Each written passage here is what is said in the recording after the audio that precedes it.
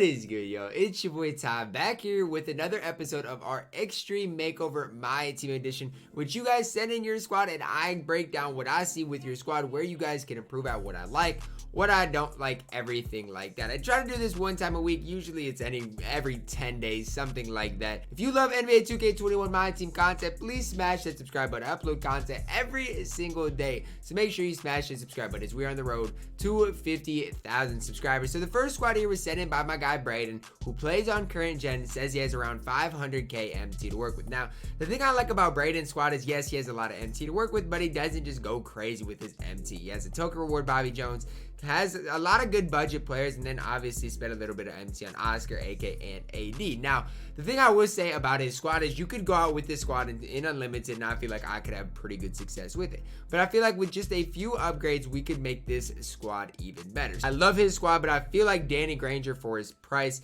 can really make this squad a lot better. So whether you like Eddie Jones, Scottie Pippen more, that is your decision. If you like Scottie Pippen more, it's simple. Sell Eddie Jones, pick up Danny Granger, plug him in right there. Now, I say that not to say you have to do that, but these are my suggestions. And if you really want to make your squad a lot better, the only other thing I'm going to suggest, get rid of Scottie Pippen, move Cam Reddish here, and pick up Zion Williamson. Now, the reason I'm suggesting this is because when you get this Zion and AD duo, you're going to notice a big boost, mostly for AD.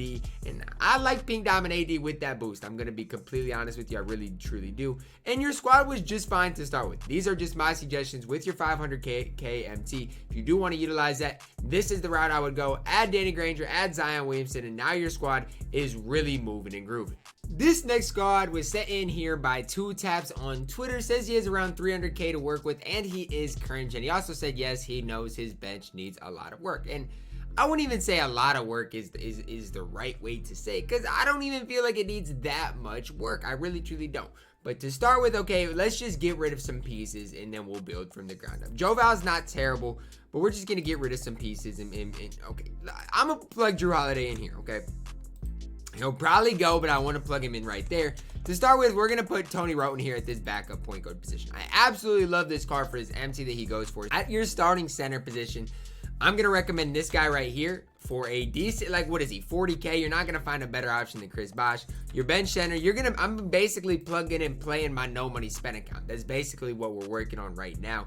Those two guys are great additions, and I get he said he was working towards XP, this and that, but even if you work towards XP, you can still build a very, very, very good budget squad. And at the shooting guard position, there's no question who I'm plugging in there, Rudy Fernandez. Now, obviously, if you wanted to go crazy, you could plug in Danny Granger there, but he just costs that little bit more of MT. So I'm going to plug in Rudy Fernandez there. I like Siakam, I like Aaron Gordon, I like Kemp Bosh. Tony Roten's a good addition. Even with Baron Davis, Cam Reddish, Twan, and Bobby Jones, you got a lot to look forward to on your squad. If you plug in just a few pieces, Chris Bosh, Rudy Fernandez, Tony Roten, Sean Kemp, you're going to be moving and grooving. All these pieces can be plugged in for just over 100k, and you're going to notice a lot more success running this squad compared to your squad before. Your biggest upgrade being from Vlade Divac to Chris Bosh. This next squad here was sent in by my guy Rockets2020 on Twitter, and looking through his starting lineup, Baron Davis, he is next gen, says he has 200k to work with.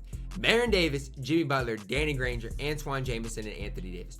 What more could you really want out of a starting lineup than that squad right there? I mean, honestly, what more could you truly want? That starting lineup is absolutely absurd. Got guys that can play 1 through 5, and honestly, outside of Steph Curry, Baron Davis is super good on next gen. I don't want to say anything else. I don't love Baron Davis as a whole on current gen. Next gen, he's pretty solid. You look at the bench: Jrue Holiday, Cam Reddish, Byron Beck, Bobby Jones, and Wayne Embry.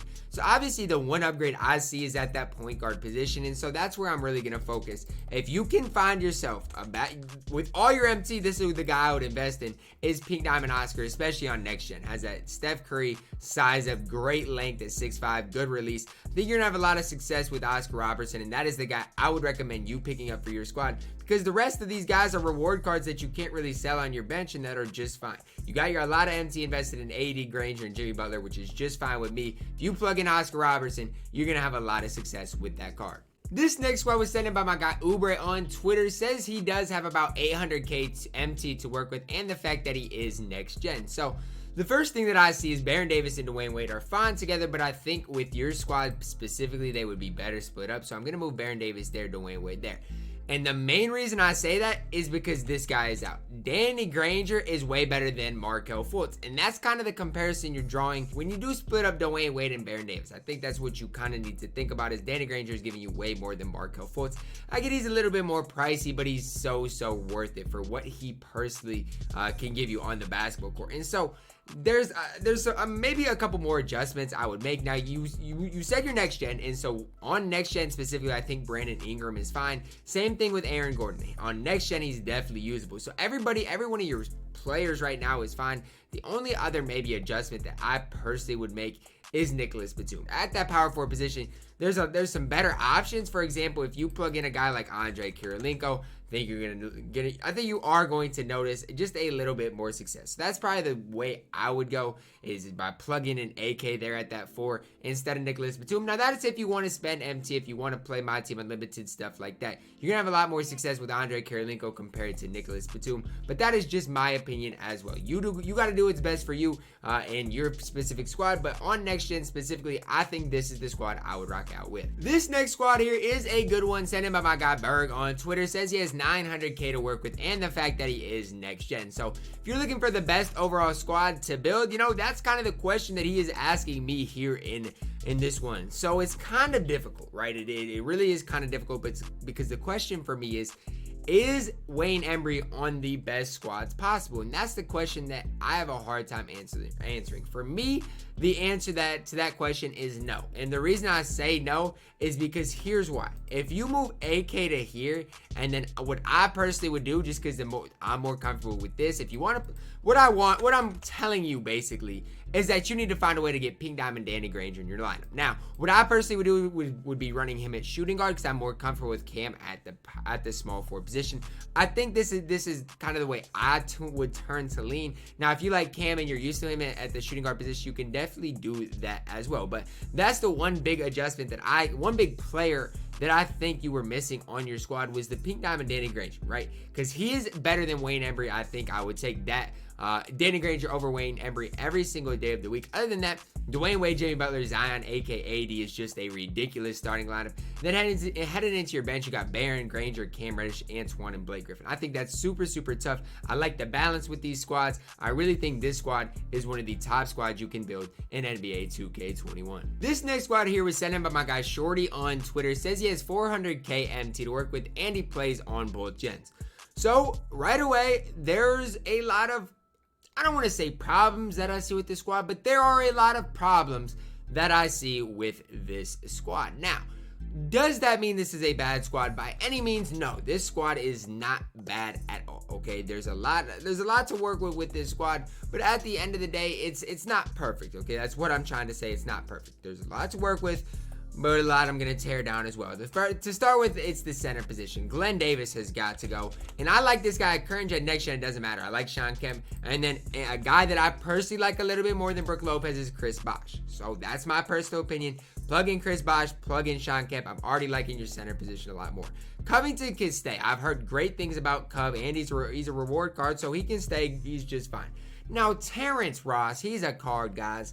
Here's what I'm gonna say, right? I just can't stand Terrence Ross. I can't stand to run him on the basketball court, and so that's why I gotta get rid of him. I just can't stand to have him on the basketball court. And a guy I'm gonna plug in here is Rudy Fernandez. Now, what you might want to do is move Cam Reddish there, Rudy Fernandez to the bench. I think you would notice success with running Cam Reddish at the 3, because that's where I personally run the card. Then after that, it's really up to you for what you need. And if you play more on current gen, I would plug in John Stockton, run him at the starting point guard, De'Aaron Fox at the bench point guard. Make sure you get a badged up John Stockton. And if you don't want to do that, if you want to do your thing and ball on a budget, just pick up Ruby Tony Roten, because he's going to give you 80% of what John Stockton does. So those are the 2 suggestions I have for you. And then after that, your squad's really moving and grooving. I like kind of the budget feel of this squad, but you still need to add a couple pieces led by Rudy Fernandez, Tony Roten, John Stockton, Chris Bosh, and Sean Kemp.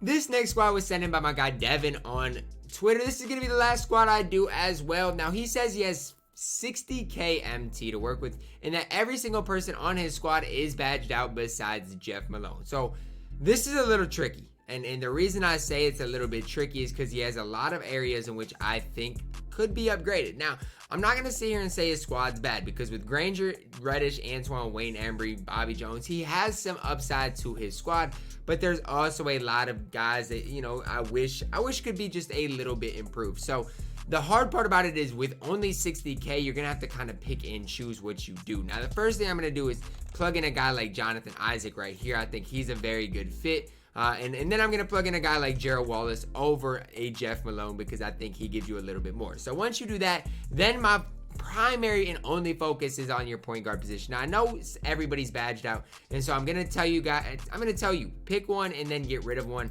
Honestly, for me, if you want to keep Allen Iverson, because most people are higher on him than Ray Frost, then you can. Now, ultimately, what I would do is I'm looking elsewhere, right? I'm looking at a guy like Tony Roten as well. If you do have enough MT to get those guys, as well as Gerald Wallace, Jonathan Isaac, that's where I'm looking. I know your squad was badged out, and it's always tough to get rid of badged players, but I think you're gonna notice a little bit more success with this squad compared to your prior squad. But that is my opinion. That is going to wrap it up for my last squad breakdown today. I hope you guys did enjoy the video. If you guys found a squad like yours, kind of take what I've said, the advice, the guys I'm high on, apply that to your own squad and your own situation, guys. Drop a like on the video, subscribe if you are new, and as always, man, I love you guys, and have a blessed day.